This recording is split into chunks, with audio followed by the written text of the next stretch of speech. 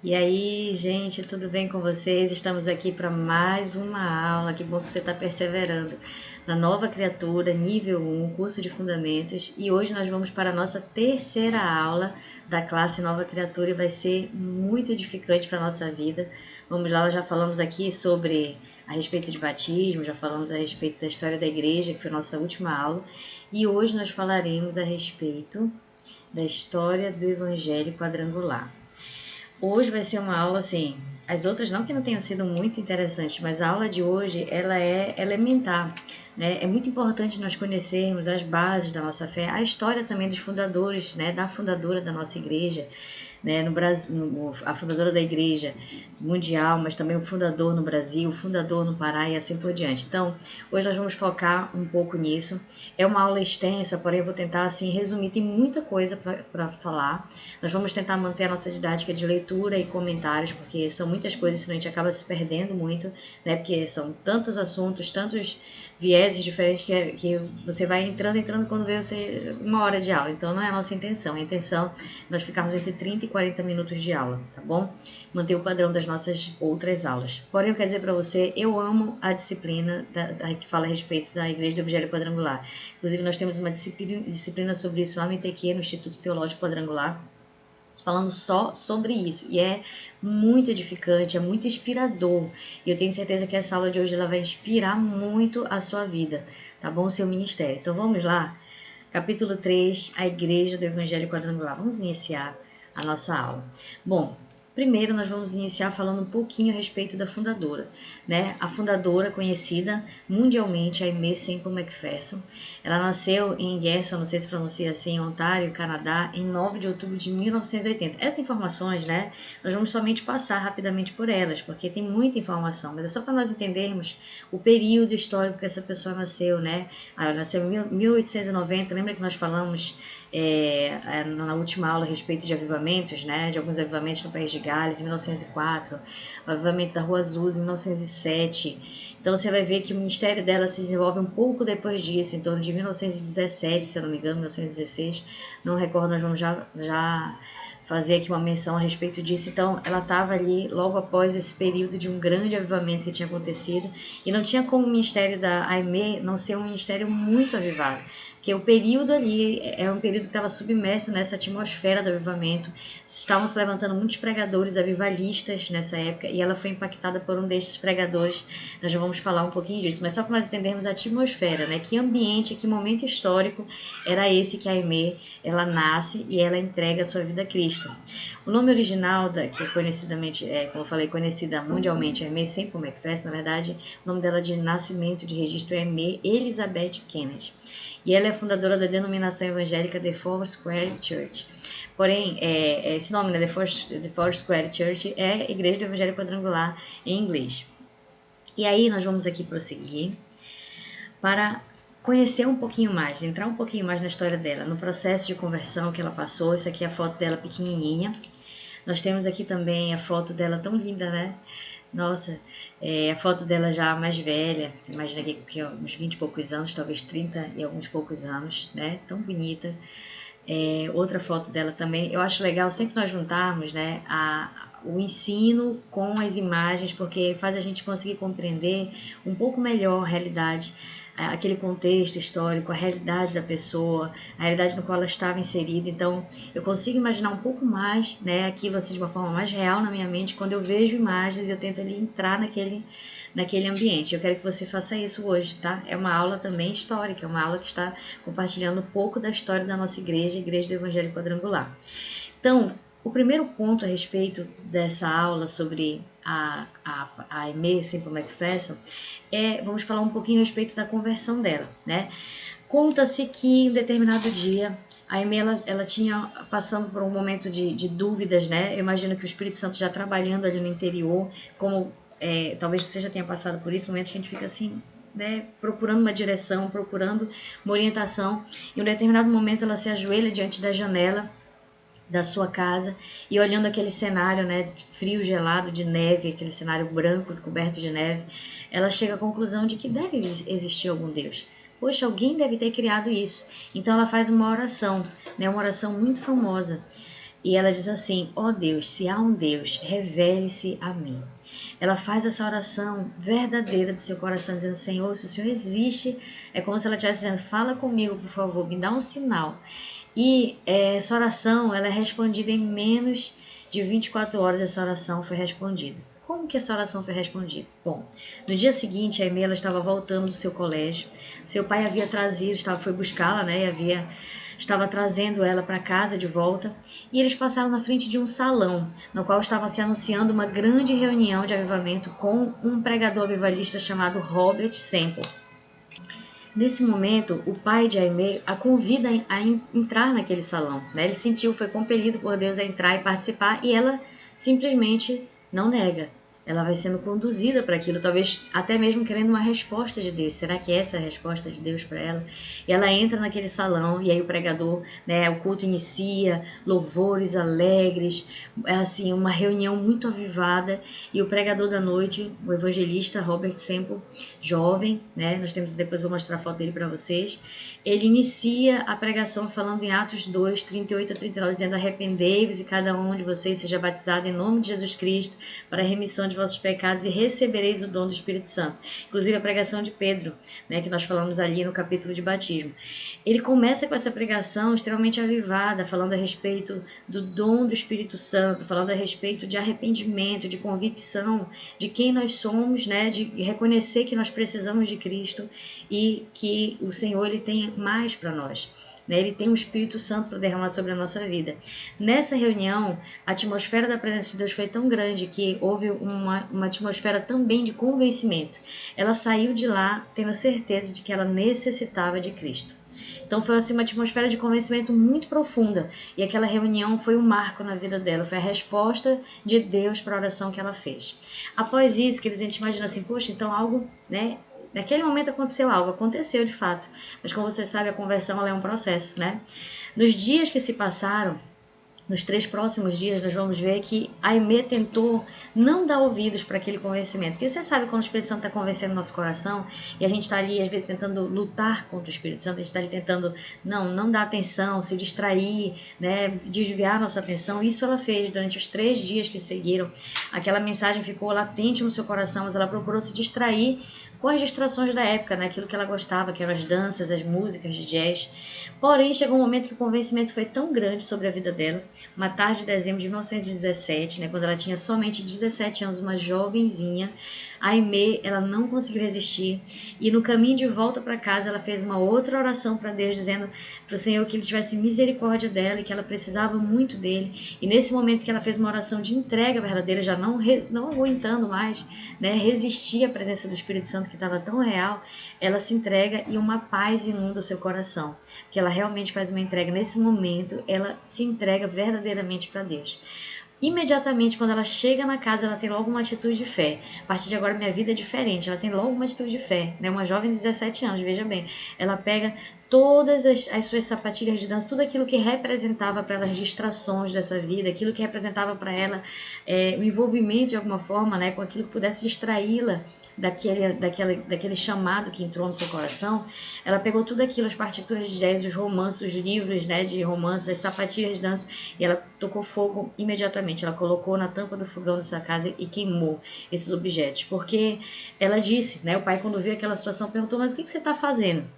Ela disse: converti-me e não preciso mais dessas coisas. Então olha só a frase de alguém que verdadeiramente fez uma entrega para Jesus. Alguém que não está querendo esperar daqui com 1 ano, daqui com 3 anos. Falou assim: não, eu preciso hoje viver uma vida diferente com Cristo. Preciso hoje realmente me aprofundar mais.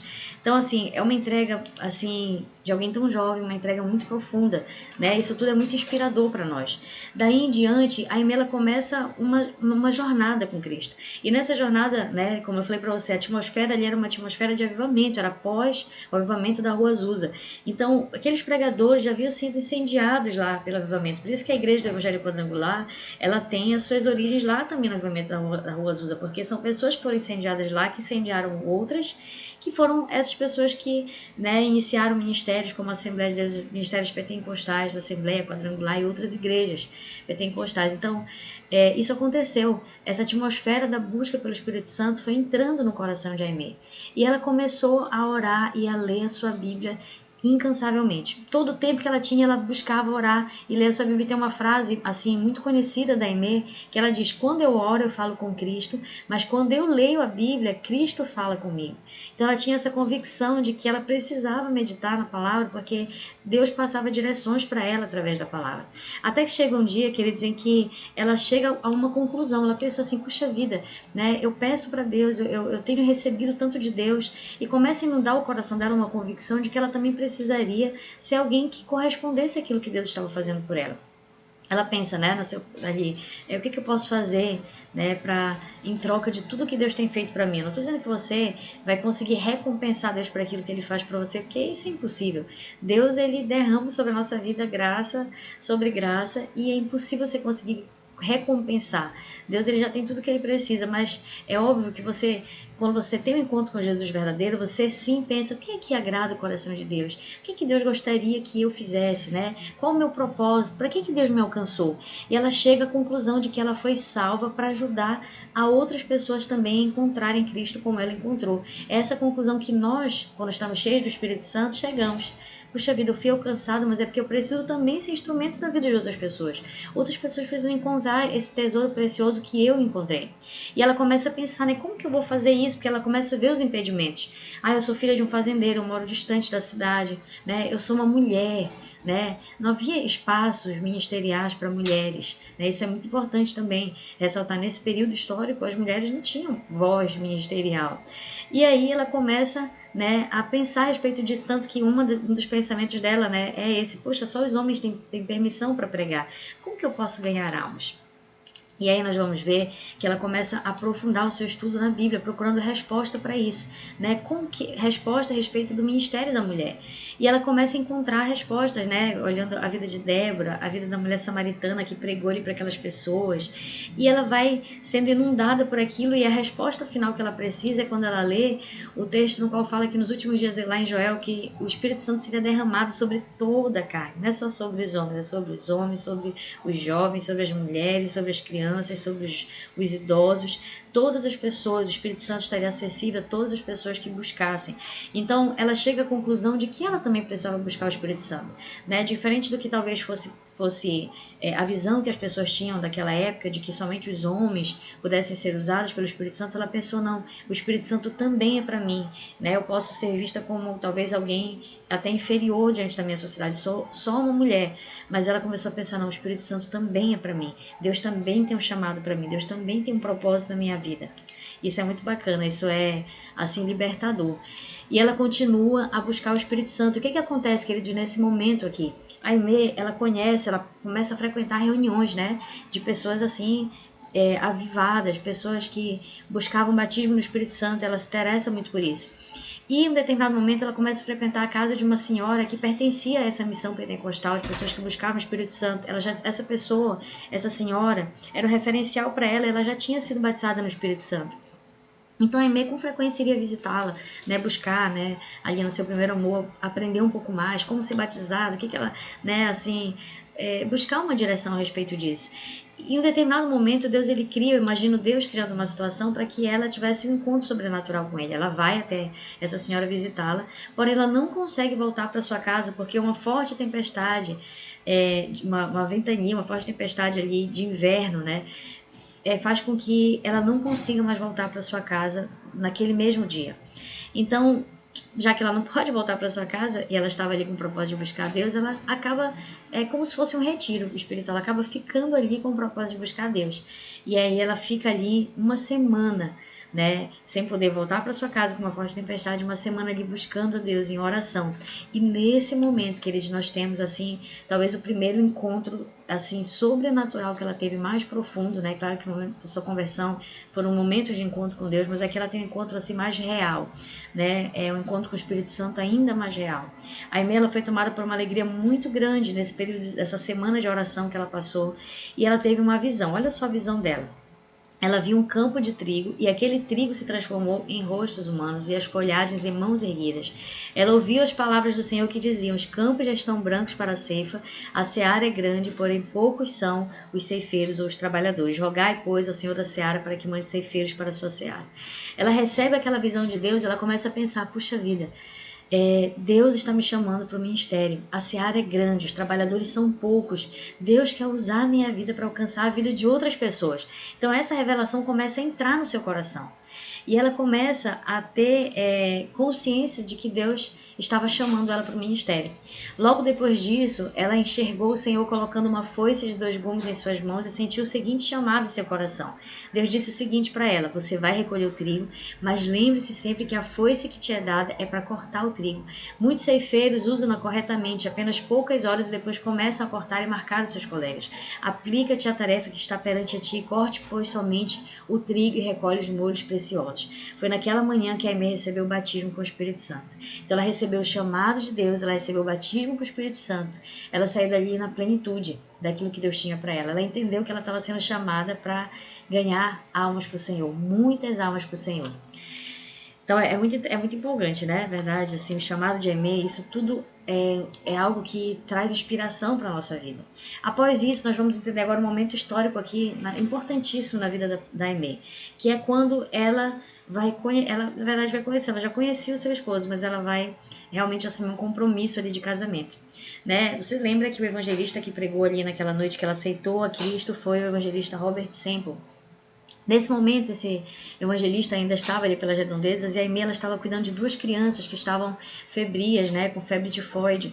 E o evangelista foi visitar aquelas crianças, ela estava ali, imagino, como uma babá, cuidando, né? E ele foi visitar essas crianças e no momento que ele visitou, eles tiveram a oportunidade de conversar sobre muitas coisas, né, coisas do reino. E ele percebeu nela, assim, um amor, um zelo muito grande pelo reino. Eu creio que isso tenha apaixonado, tenha feito com que ele se apaixonasse por ela e ela por ele também, porque ele era um homem que tinha um coração no reino. Então ele mostra para ela qual era o próximo objetivo dele. Olha, ele mostrou um mapa, ele fala assim: meu próximo objetivo agora é onde Deus vai me levar, eu vou para a China evangelizar aquele povo, que eles imaginam que é ir para a China nessa época, evangelizar pessoas de cultura totalmente diferente, hábitos, uma língua diferente. É muito difícil, que esse homem tinha um coração muito no reino para fazer isso. Abriu mão de tudo, não tinha dinheiro, não tinha patrocínio, não tinha nada. Ele só tinha um coração submisso à vontade de Deus, isso é tudo, né? E a Aimee, quando ela vê isso, ela fala assim: puxa vida, como eu gostaria de auxiliar você nessa missão. Quase ela falando, né? Me pede casamento. Como eu gostaria de fazer parte desse ministério também. E aí ele fala com ela a respeito da intenção dele de casar. Ela tinha apenas 17 anos. E ele espera, claro, ela completar os 18 anos, conversa com seus pais, os pais autorizam, e no dia 22 de agosto de 1908, ela com 18 anos, eles se casam. Segundo relatos da Aimee, Robert Semple foi o grande seminário teológico dela, porque com ele ela aprendeu, né, assim, a orar, ela aprendeu a evangelizar, ela aprendeu a colocar o reino como prioridade. Eles desfrutaram assim, de momentos maravilhosos e um casamento que somou de fato, porque ela e ele estavam juntos na mesma visão. Aqui é uma foto dos dois, tá? Aqui uma foto do casamento dos dois, né? Ela é bastante novinha, você observa mesmo isso, mas assim, já muito convicta do seu chamado. E a gente vê aqui a importância, né, do casal estar unido na mesma visão. A gente vai comentar um pouco mais sobre isso depois, né, nos relatos posteriores da vida dela, que tem alguns comentários sobre isso. Aqui é uma foto dele, né? E aqui nós vamos ver que a partir daí inicia o ministério. Eles casam e eles começam esse ministério. Eles não vão de imediato para a China, mas eles começam a preparar o cenário para que isso aconteça. Até porque eles não tinham dinheiro, eles não tinham financiamento para ir à China. Eles eram, né, pessoas que estavam ali voluntárias mesmo no reino e não tinham sequer condições financeiras para isso. Então, ela acompanha ele nesse ministério, né? Ele como evangelista, e eles pregam algumas igrejas antes de partirem para a China, sem condições de partirem. E eles são surpreendidos com ofertas dessas pessoas que ofertam sobre a vida deles o suficiente tanto para comprar as passagens, que eles não tinham nem o dinheiro da passagem, quanto também para que eles pudessem se manter inicialmente ali. Inclusive tem um detalhe interessante, nesse período, né, que eles estão ali antes de viajar, né, pregando em alguns locais, compartilhando o evangelho, porque o Robert Semple, ele era um evangelista. Então eles estão aí, ela está acompanhando o ministério, os dois acompanhando, né, auxiliando o ministério um do outro. Na verdade é um ministério comum entre eles. E aí que a Aimee tem a oportunidade de pregar pela primeira vez, ela prega para 15 mil pessoas. Imagine você, ou você pregando pela primeira vez para 15 mil pessoas, de tremer as pernas, né? E assim, a unção de Deus sobre a vida dela capacitou e deu ousadia, coragem. Uma pessoa que não tinha esse hábito e de repente ela começa a despertar, porque o Espírito Santo está agindo assim de uma forma acelerada sobre a vida dela, né? 18 anos apenas. E aí, queridos, começa o ministério deles na China. Na China, vocês vão... Assim, nós temos 20 minutos aqui de aula já dados. Não tem como aprofundar tanto, mas na China eles começam a ter os primeiros desafios, eles começam a encontrar barreiras quanto à linguagem, aos costumes daquele povo, né, o ambiente onde eles moravam. Aquele povo também era um povo que eles tinham uma resistência ao evangelho, né? É difícil comunicar, um povo que não tem uma cultura cristã. É diferente você pregar na América, é diferente você pregar, eu digo assim, na Inglaterra, você pregar nos Estados Unidos, você pregar... É diferente você pregar na China, onde a cultura deles é totalmente diferente da nossa cultura, que não tem nós temos de alguma forma um berço cristão, uma origem cristã. E temos uma base, né? Os creem e outros não, mas nós temos uma base. Praticamente todas as pessoas já ouviram quem é Cristo. Na China não, principalmente nesse momento. E fora que o ambiente também, né? As doenças, né? Os costumes, a língua e tudo mais. Então eles enfrentaram assim um desafio muito grande. E no decorrer desse ministério deles lá, logo no início, antes de viajar, a Aimee engravidou. Antes de chegarem na China, ela havia engravidado. E logo depois do início desse período de adaptação que eles estão ali se dedicando ao ministério, infelizmente os dois contraem malária tropical, né? Mesmo ela acometida pela malária tropical, não foi algo que atingiu tanto quanto a ele, e ela ficava ali no leito do hospital o tempo todo acompanhando, mesmo estando doente, mas não deixava ele sozinho. E porém, infelizmente, ele faleceu. E ela conta, né, tem um registro histórico de que no momento que a enfermeira chama ela para falar assim, olha, vem aqui, e ela sente que algo de ruim havia acontecido, ela se levanta ali sem forças mesmo, assim, um desespero imenso, mas ela sente nesse momento ser envolvida pelos braços do Senhor, e ela sente Deus consolar o coração dela, preparando ela para aquele momento. E ela faz uma oração, né, com muita dificuldade, dizendo, o Senhor deu para mim, da mesma forma o tomou, bendito ou louvado seja o nome do Senhor.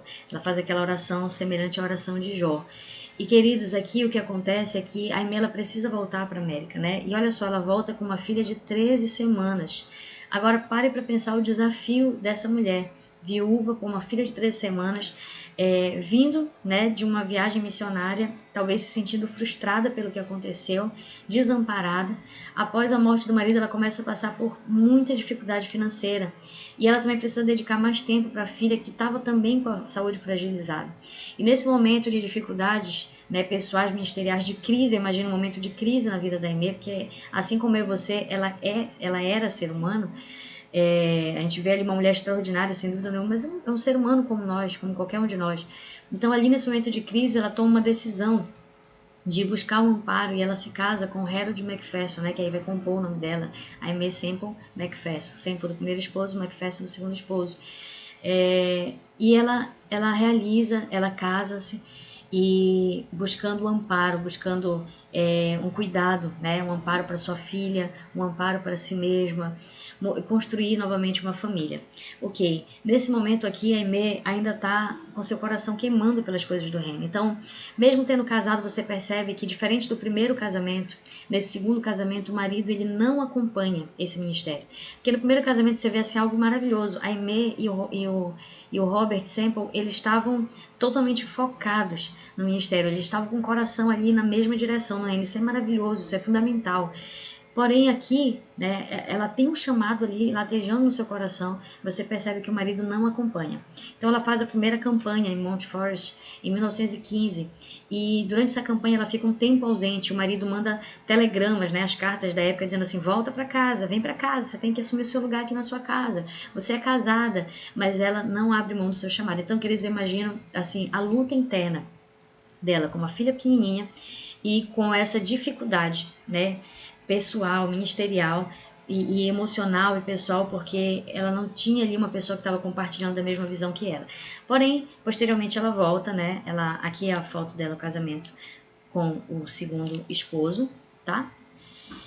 E Depois de um tempo, ela engravida. E aí, nesse momento, aqui nós vamos ver uma nova fase da vida da pastora Emê. Eu vou tentar correr um pouco mais, porque o tempo está avançando, né?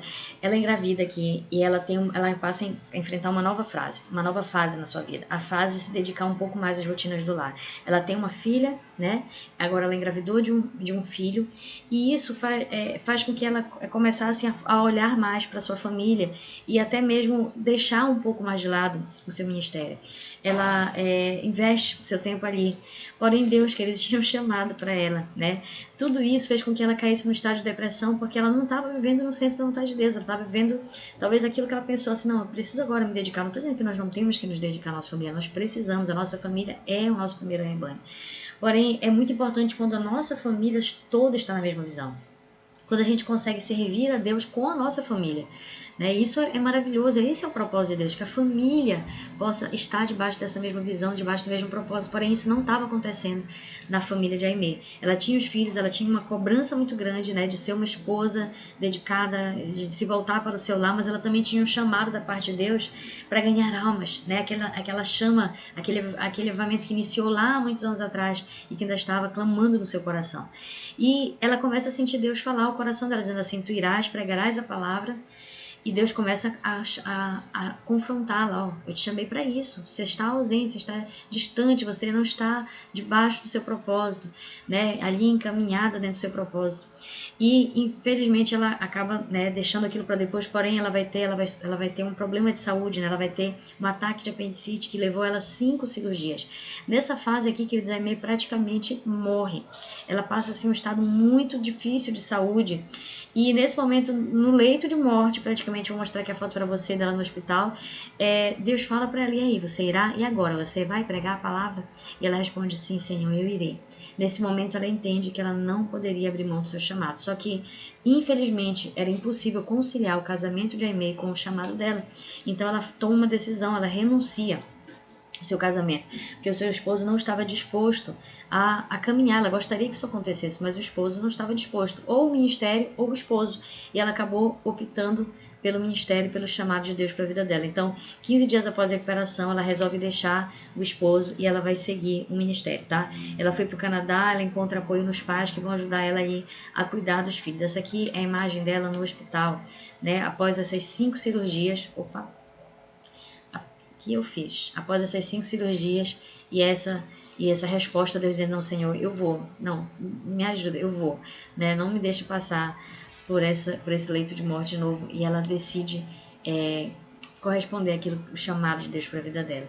E aí a Aimee, enfim, né, volta para o ministério. E nesse mesmo ano, quer dizer, ela não volta, né? Ela se lança de cabeça para o ministério, porque nesse mesmo ano ela vai ter a visão do Evangelho Quadrangular, quando ela está pregando ali na Califórnia, Ezequiel capítulo 1, versículo 8, ela começa a falar dos seres viventes e Deus dá para ela, no momento da pregação, a visão do ministério quadrangular, né? Porque o nosso ministério é inspirado, nós vamos entender isso um pouco melhor na aula que nós vamos falar a respeito dessa visão do Evangelho Quadrangular. Hoje eu não vou me aprofundar nisso, eu quero aprofundar na história. No dia 1º de janeiro de 1923 foi inaugurado o Templo Sede Internacional, o Angelus Temple, com capacidade para 5 mil pessoas. Você imaginou que é construir um templo em 1923 para 5 mil pessoas? Gente, foi um avivamento muito grande que aconteceu. A Aimee dirigia 21 cultos por semana. Nos primeiros meses do Angelus Temple 7 mil pessoas se converteram a Jesus. Então, assim, imagine que essa fase em que ela se lançou de cabeça para o ministério, Deus derramou um grande avivamento, uma grande multiplicação sobre o ministério dela. Muitas almas para Jesus.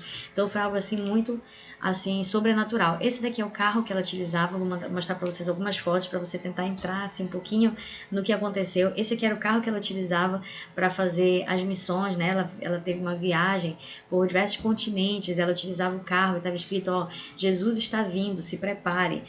A mensagem. E ela foi, se eu não me engano, a primeira mulher. Na verdade, ela foi assim uma mulher muito à frente do seu tempo, né? Assim, algo totalmente fora da época. Ela foi a primeira mulher a dirigir carros. Ela dirigia e ela se locomovia justamente com esse carro do evangelho, que ela chamava, fazendo as missões, pregando o evangelho, fazendo os evangelismos, né? Os grandes cultos públicos, inclusive. Nós vamos ver aqui algumas imagens muito legais mostrar para você aqui de momentos de oração, né? Esses cultos avivadíssimos, muitas curas, muitos milagres aconteciam, né? Você observa assim reuniões praticamente onde só existiam homens, ó, como essa reunião aqui, ela com mulher. Então, queridos, não era comum, né? Mulheres pregando, mulheres ministrando, isso não era algo comum. Isso era algo totalmente assim extraordinário. E Deus usa as coisas loucas desse mundo para confundir mesmo as sábias, porque nessa época Deus levanta o ministério de uma mulher e usa ela de uma forma profunda com curas e milagres, intercessão. Inclusive, as pessoas a apelidavam de a mulher milagrosa, né? A gente sabe que não era ela, é o Espírito Santo na vida dela. Mas só para você ter noção, assim, de quanto Deus a usou, né? Apesar de que muitas pessoas, muitos homens, talvez, falassem, não, isso não pode ser uma mulher sendo usada, mas eles tinham que se render diante da operação do Espírito Santo através da vida dela. E aqui nós vamos ver outras imagens. Olha esse culto aqui, queridos. Um culto lotadíssimo, era isso que acontecia. Eram pregações assim, eram pessoas e pessoas sendo atraídas para a presença de Deus, eram coisas assim, um momento assim de avivamento poderoso, algo assim mesmo sobrenatural. Eu fico imaginando a experiência, né, que eles viveram nessa época, muito grande. Fruto também do avivamento da Rua Azusa, também do avivamento do País de Gales. Isso respingou e contribuiu, não vou dizer respingou, contribuiu e muito para isso. Aqui nós temos outras fotos, ó, cultos públicos, tá? E olha só, a multidão. Então, foi algo assim muito diferente de tudo que já havia acontecido. E aqui orações por cura, que é uma pessoa no leito numa maca, e as pessoas recebendo oração por cura, muitas pessoas eram curadas, aqui ó, com as crianças, ela ministrando a palavra, queridos, foi algo assim, tremendo, poderoso, aqui as tendas, né, muitos cultos e missões aconteciam assim em tendas, para reunir as multidões, aqui uma foto dela. E aqui, né, vamos só encerrar a parte da EME, dizendo que nos primeiros meses 7.000 pessoas se converteram. 30 dias depois, já falamos sobre isso, né, foi inaugurado o Instituto... falamos sobre o Angelus Temple. Aqui, 30 dias depois, foi inaugurado, do Angelus Temple ter sido inaugurado, foi inaugurado o Instituto de Treinamento Evangelístico e Missionário e uma sala de oração, que havia ali oração ininterrupta de clamor, né, e a gente vê o fruto desse ministério de fato, oração intercessória. Em 6 de fevereiro de 1924, ela comprou a primeira rádio, porque não existia isso, igreja comprando rádio, né, isso é algo totalmente inovador, é como se fosse a internet da época. A primeira rádio pertencente a uma igreja nos Estados Unidos, e você vê assim, alguém totalmente à frente, né, uma visão de águia mesmo. A terceira emissora em Los Angeles. A Aimee também foi autora de vários livros, 105 hinos e 13 óperas sacras. Então, esse aqui é o Angelus Temple, tá? Imagina esse templo ser construído nessa época, meu Deus, gente, isso é algo assim, realmente totalmente conduzido por Deus e fora da realidade, tá? Humana.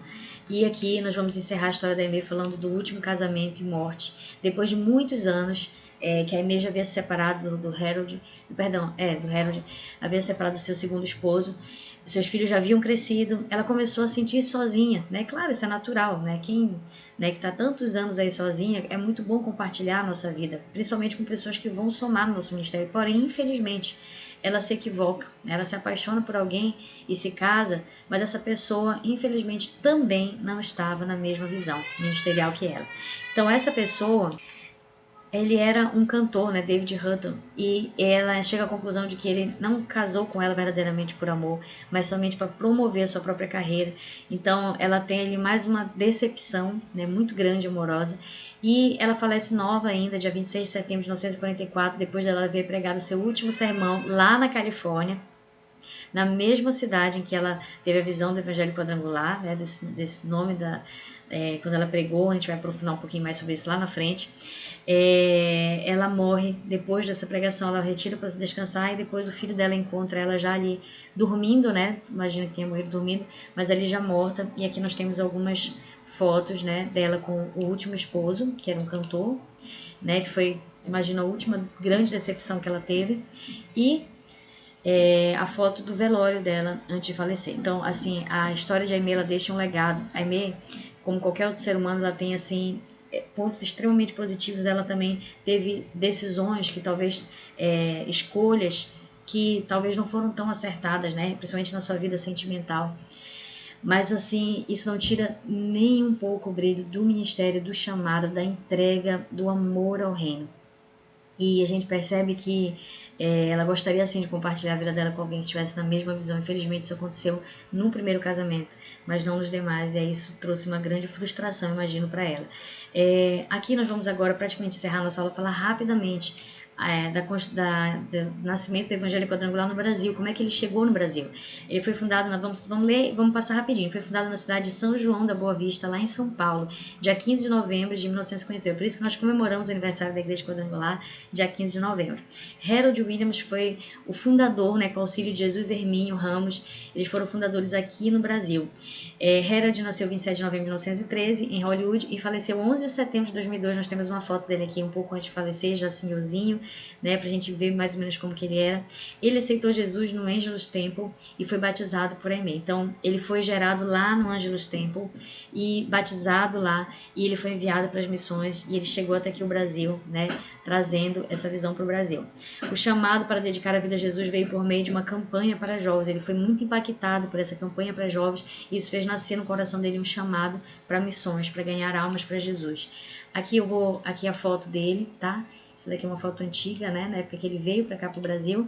E aqui é uma foto um pouco antes dele falecer, já com bastante idade, não sei qual a idade exata, mas só para a gente poder contextualizar. E no Brasil ele iniciou, em 1942 aqui, a igreja. Em 1945, ele foi nomeado pastor em 1942, ele foi enviado em 1945 para realizar missões, tá? Inicialmente ele foi para Bolívia, depois ele veio aqui para o Brasil. Quando ele chegou, ele ficou na cidade de Poços de Caldas, enquanto ele aprendia o idioma. Pensa, ele não falava português. Então, antes de iniciar o evangelismo em si, ele tinha primeiro que se adaptar àquele local, ele tinha primeiro aprender o idioma para poder comunicar com aquelas pessoas. E ele dava aulas de inglês, para meio que, eu dou aula de inglês, vocês me ensinam a falar português. E foi a estratégia que ele utilizou para poder aprender o nosso idioma.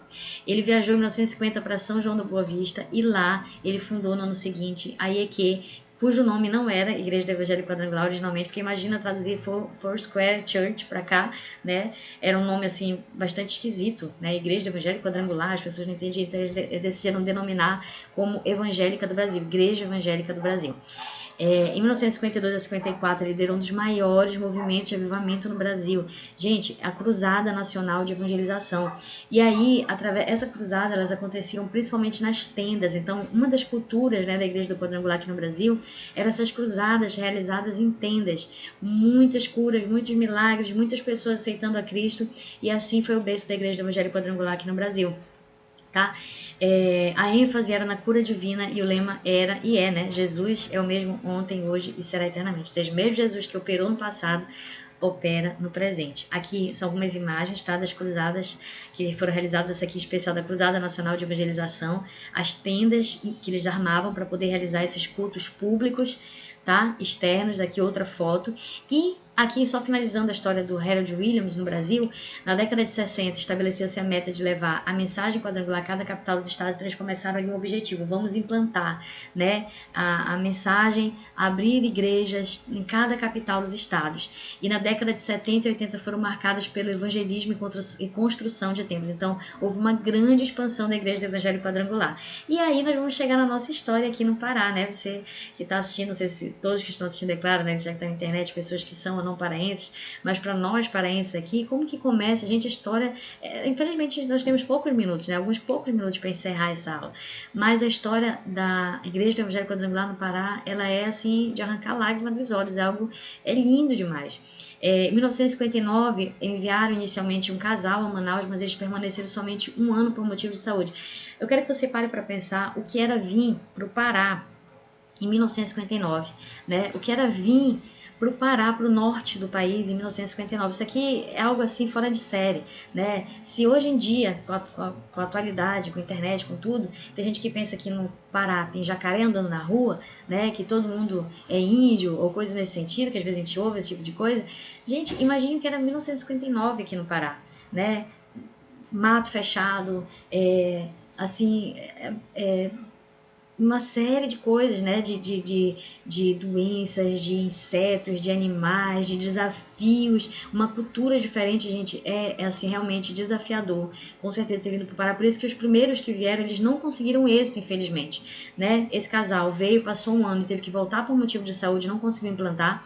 Em seguida, eles mandaram 12 anos depois, eles enviaram um missionário a Belém de novo, né? Que voltou após 10 meses sem êxito. E, por fim, foi enviado dia 15 de outubro de 1973, né, o apóstolo da Amazônia, que nós chamamos que é o pastor Josué Benção, o missionário Josué Benção, que chega em Belém. Agora imagine você o desafio, né? Chegou em Belém. Você, quem conhece a história do pastor Josué, ele deixou esposa e filhos, né, ela grávida, para vir inicialmente aqui implantar, para depois poder trazer a família. Então, queridos, é muito amor pelo reino de Deus, é muita entrega. E não é à toa que Deus multiplicou muito sobre a vida desse homem de Deus, porque hoje nós somos, a última estatística que nós tínhamos aqui na época dessa aula, tá?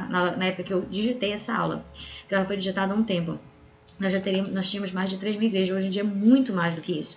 Mas eu ainda não tenho os dados para atualizar, eu vou buscar e vou atualizar. Essa aqui é uma foto do pastor Josué novo, né? Olha só que legal.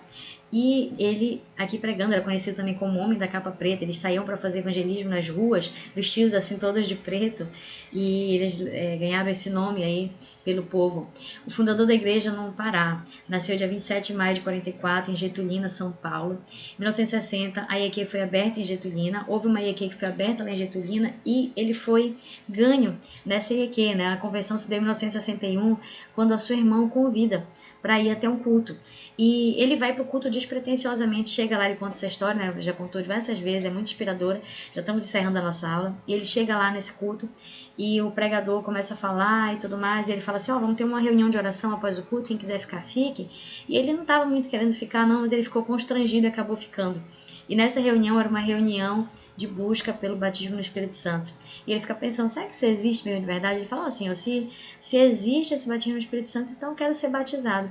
E nesse momento ele foi batizado no Espírito Santo de uma forma sobrenatural, sem esperar que isso acontecesse. De repente o Espírito Santo tomou e o submergiu na sua presença, que isso que representa o batismo no Espírito Santo. E logo em seguida, no dia seguinte, assim, foi uma experiência tão profunda com Deus que no dia que ele aceitou a Cristo, no dia seguinte ele já se batizou. E muito jovem ele iniciou no ministério. Ele foi levantado no ministério e foi enviado para as missões, né? Ele veio para cá, para o estado do Pará. O início da IEQ aqui no estado do Pará foi dia 20 de novembro de 73, na travessa Benjamin Constante. Ou seja, um pouco depois que ele chegou, eles abriram a primeira IEQ aqui. Em 2 de junho de 74 foi inaugurada a primeira IEQ no bairro da Pedreira, que é a nossa IEQ sede, né? A primeira região que nós temos aqui em Belém. E dia 3 de novembro foi aberta a segunda IEQ, que foi aqui no Jurunas, que inclusive é a nossa região aqui, né? A região que eu pertenço, a 8ª região de Belém, que foi aberta aqui no Jurunas. Foi a segunda IEQ aberta aqui no Pará. Em 4 de novembro aconteceu o primeiro batismo, com mais de 4 mil almas para Jesus. Então, o que eu quero dizer para você é que o início desse ministério, já encerrando a nossa aula, o início, já encerrando mesmo, tá? Só para você entender que está encerrando, ó. Tá aqui, ó, acabou. O início do ministério quadrangular aqui no Pará foi muito desafiador. Foi muito evangelismo, propagação através das rádios, né, os instrumentos, as estratégias que Deus deu para esses missionários, em especial o pastor Josué.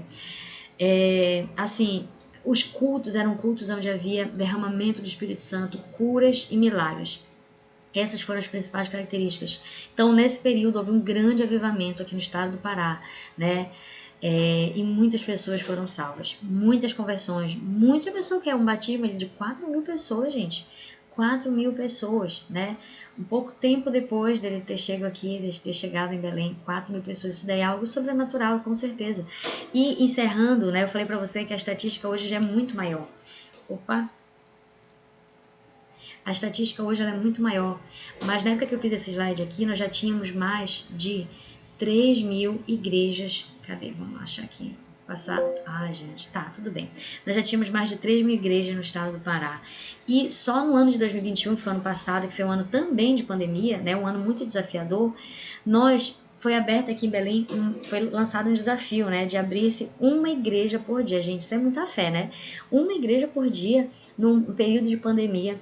E esse desafio ele foi cumprido, superior inclusive, eu não sei quantas igrejas no total, eu sei que foram abertas mais de 365 obras novas agora no ano de 2021, e esse ano de 2022 nós já temos mais desafios aí pela frente. Então, queridos, né, o pastor Josué ainda, eu não sei qual a idade atual do pastor Josué, ele é um senhorzinho, assim, extremamente vigoroso, extremamente dedicado, apaixonado pelo reino. Então, a história do pastor Josué me inspira, eu tenho certeza que também vai te inspirar muito. Nós somos privilegiados, vivemos na mesma época que ele, né? E toda vez que tem um congresso, um seminário, o pastor Josué vai pregar, eu fico ali atenta, porque eu quero extrair algo daquilo. E toda vez que ele ministra, a minha vida é muito edificada, porque existe a presença de Deus sobre a vida dele. E assim como eles corresponderam ao chamado, a Aimee correspondeu, Harold Williams, pastor Josué Benção, que eles imaginem que quanto uma pessoa pode fazer muita diferença quando ela corresponde ao propósito de Deus, quando ela fica no centro da vontade de Deus de fato, ela vive o chamado de Deus, o propósito de Deus para a vida dela. Olha só esses exemplos que nós temos aqui na aula de hoje. Uma pessoa faz muita diferença, imagine muitas pessoas. Então, eu quero desejar a você um excelente dia e desejar para você também que você permaneça nessa jornada nas nossas aulas. Hoje estamos encerrando aqui a nossa terceira aula e eu aguardo você, espero você na quarta aula. A gente se vê em breve, tá bom?